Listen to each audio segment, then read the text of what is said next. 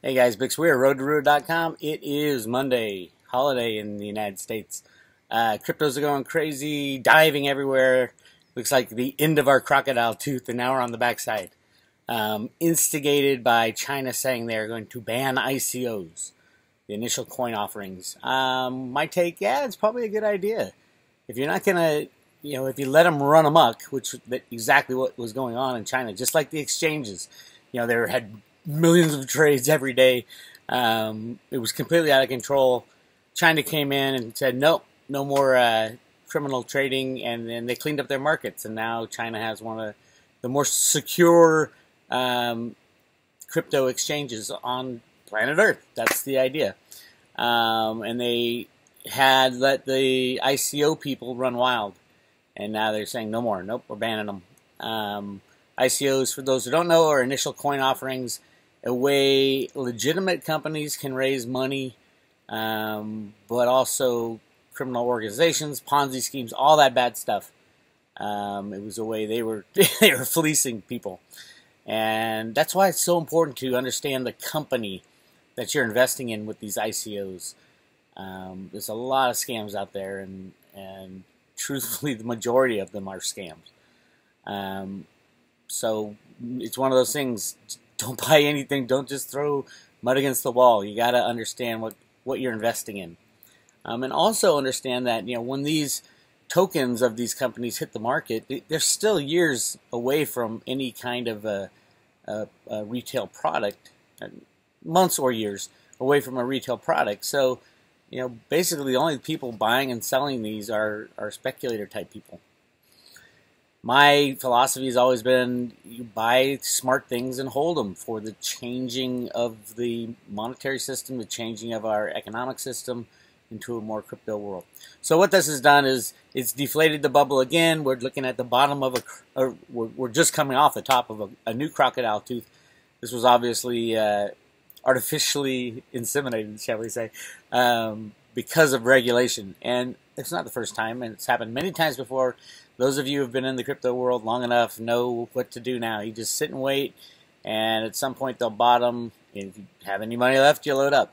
I'm not a trader. I don't trade these things back and forth, and so I'm not sad that I didn't sell at the peak and buy at the bottom.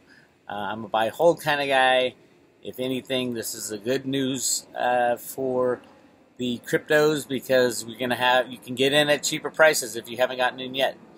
And I guarantee you that's what the big money's looking at. They're looking at getting in at cheaper prices.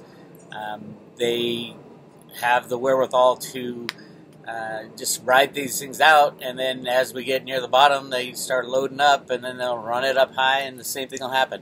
Remember, crocodile teeth. So interesting time also in the monetary system. For all of a sudden, for some reason, last week was all about gold. From Mnuchin going to Fort Knox, to China talking about backing currencies with gold, to in the Philippines, they're talking about all this secret gold hidden all around the country again. There was an article posted. If you've read Gold Warriors by Peggy and Sterling Seagrave, you know that's a fact. There's massive amounts of gold out there hiding, just waiting to come in to the system. Plenty of facts there. And anybody who disputes that clearly has never read Gold Warriors and has never gone through all that documentation. The book actually, it didn't come with, but there's 3 discs of official documents from everything from Iran-Contra documents to old documents on what Kennedy was doing with that gold, and the treaties that he signed secretly behind the scenes, and all kinds of documents, pictures, and you name it. Yamashita's gold is absolutely 100% true, and the estimate is over 300,000 tons of gold, which is a large chunk of gold. Obviously, it's double almost the amount of gold they officially say. It's a large chunk of gold, but it's not it's not the major stores, which are huge all around the world. America, especially Chocolate Mountain in California, Dianne Feinstein has put that away for a future date. The gold in the Grand Canyon has been hidden for over 100 years. Still can't go in there. So it's really interesting. Why now? Why all this talk of gold? I think there is a faction that wants to go to some kind of gold-backed system. But the problem is, the problem is not the gold. The problem is the deciders. Who's going to make these decisions, and why are they making the decisions now? The only reason is they've destroyed our old monetary system. So will humanity allow these people to make the decisions on the new system going forward? I don't know. I think it's going to be a combination of both gold and silver and cryptos. Silver, probably not. Silver, it's just too valuable to use as money. It's too valuable in different areas in the high-tech world we're moving into. So what does this mean in the long term? Volatility. Volatility in the cryptos. Can you believe it? For those of you who wished you'd gotten in the beginning, you might have another chance to get in at the bottom of this tooth. Cryptos are not dead. They're not going to be dead. China will only stifle their industry just so much. The U.S., we initiated the first shot, saying the SEC saying that the DAO constituted a security that was being sold, and that was a few months back, caused ripples in the market. This is bigger because China is a huge player in the ICO world, and they're saying no, this is getting out of control. We're going to stop it. So as of now, officially, the Chinese government has banned ICOs from happening in China. Good, bad, and different. Yeah, I think they need to set up an infrastructure and rules around proper ICOs, that type of stuff. It really is. The government has to play catch up on a lot of this crypto stuff. So yeah, I don't know what companies will be affected, what initial coin offerings will be affected. I think in the long run, if you invest in sound companies who do things by the book, I think you'll do very well. I do think this is probably beginning the time when some of the fluffier ones of the thousands of cryptocurrencies and tokens get weeded out, and the bad ones are gone, and the good ones will shine. And those will be the Apples and the Amazons and the Googles of the future. So pick your currencies as best you can with the knowledge that you have. I'm still a huge proponent of Litecoin. I'm going to go through why I don't think Bitcoin's a great investment right now, mainly because I don't know what Bitcoin is, and nobody does. BTC Bitcoin might be the true Bitcoin in the end. Bitcoin Cash might be the true Bitcoin in the end also. And then there's a new Bitcoin fork coming up. So if you bought all your Bitcoin prior to August 1st, you don't care. You got a win, place, and show ticket, because all the new coins being forked off, you're getting those for free, and that's the whole concept. But the problem is now, purchasing now, you don't know which one to, because if you buy Bitcoin right now, you don't have Bitcoin Cash, and Bitcoin Cash might end up being the real Bitcoin. Same with whatever happens with this 2x fork. I don't even know if it's going to happen. So there's got to be a winner, and there doesn't have to be. It could end up a situation like Ethereum and Ethereum Classic, where both coins trade. One's just more dominant. I don't know which one will be more dominant on Bitcoin or Bitcoin Cash, because Bitcoin is looking to secure all assets in a real tight formula, where Bitcoin Cash is saying we want to be a means of exchange, and what will be more important going forward, especially if the banks crash. So yeah, so why even deal with it? Why even deal with it when there's so many other places to go? Ethereum's taking a hit today because most of the ICOs launched their platforms on Ethereum. I don't think it'll last very long. It's not Ethereum's fault that ICO scammers get in there. But this is the new wave of the future. So if you're looking to get in, there will be a time. I'm not going to call a bottom on this one. It's another crocodile tooth, so we started going up again. Although I thought it would go up towards $6,800. That was Cliff's number, and then boom. So it's a crocodile tooth. Maybe it's a baby tooth. I don't know. It might jump up really fast, because there's really, really big money wanting to get in. Like really big money, like trillions of dollars wanting to get in. And they only buy when there's blood in the streets, and there will be blood in the streets probably on this fall at some point. But what it means in the overall, don't invest in crappy ICOs. Don't invest in, don't put so much money in that you get freaked out by this stuff. This is a waiting game. If you're a trader, you're out there trading. You're trying to hit the highs and pick it up at the lows, and if you got caught off sides, and you got caught off sides. Never use leverage type of thing. And we're rolling.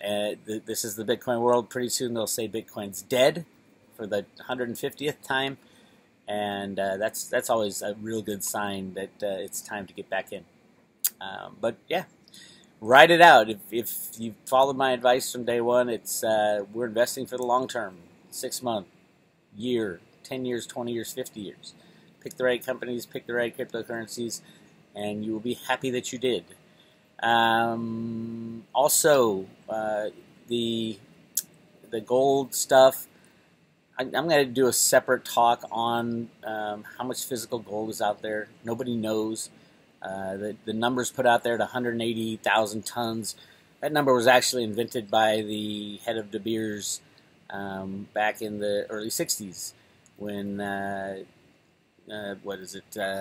GMFS was the lead gold tabulator, and they came out with a number, and GMFS is owned by Harry Oppenheimer. Harry Oppenheimer of De Beers Diamonds. It's all about rigging the prices. In this situation, because De Beers and Harry, the Oppenheimers are knee deep in the monetary system and the bad guys and the Illuminati and the Federal Reserve System, all that stuff. The plan was to control the price of gold through price suppression. And so when you read about 180 tons of gold that's ever been found and ever been used, that number comes directly from GMFS. You'll hear a lot of people saying, "Oh no, Bix is so wrong about this gold thing. Here's what's in the soil according to geologists." Well, who are those geologists? They work for the government. That's the crazy thing is people pull out numbers, official numbers. They say, "Oh yeah, the government's rigging the gold price, but here's the official numbers of how much gold there is." And yeah, I don't think gold is undervalued at all. I think the gold suppression has gone on long enough. But the gold bugs have to understand that there's a lot more gold out there, more like millions of tons, not just 180,000 tons. There's a lot more secret fiat money out there, though, so yes, gold will go up in price. But there's going to have to be a remelt at some time. And I wrote about this a long time ago. At some point, we're going to have to go back to some kind of gold and silver crypto standard. When I wrote about it, cryptos weren't around, so it was difficult to claim that they're going to be involved. But when we do go to a gold-backed system, how do you trust the backing? If your government says, "Oh yes, I have X amount of gold in the vault," are you going to trust them to issue you certificates or SDRs or any of that bullshit? No, I don't think so. I don't think people will trust that at all. So cryptos are a great way to go. Physical in your own possession, a great way to go. I don't think we'll go back to a true. We could go back to a true gold standard where people walk into a bank and can redeem gold-backed dollars for the actual metal in the bank. Bankers hate that model because they can't play their games. They can't leverage up. Fractional reserve banking is seeing its dying days, and the dying days will be so bad that no one will allow it again for a long time. When it finally dies and all the banks crash, there's going to be hell to pay, and those people who decided our old system won't be the same people that decide the new system. Lots going on. Basically, that's my answer right now. And with the cryptos, just sit and hold. And if you were sad that you didn't get in the bottom and 6-7 years ago, why not buy into the bottom when this latest crocodile tooth dives? You got to earn your money. It's when everybody says Bitcoin is dying, Bitcoin's dead, that you should be buying, because a lot of people say that's when the banksters put out their news because they want to buy. And you don't want to sell high. I mean, you don't want to sell low and buy high. Anybody selling right now? I don't think many people are selling. We've been through this so many times now. It's just another crocodile tooth. We're on the bottom. I think this will be a quick one because there's a knee-jerk reaction. You notice that they announced it on a day that the U.S. is closed and everybody's out on vacation, like usual. So I think, yeah, hold on tight, put your seatbelt on for more wild crypto crocodile teeth. This is Bix Weir, roadtoroota.com. We'll talk to you later.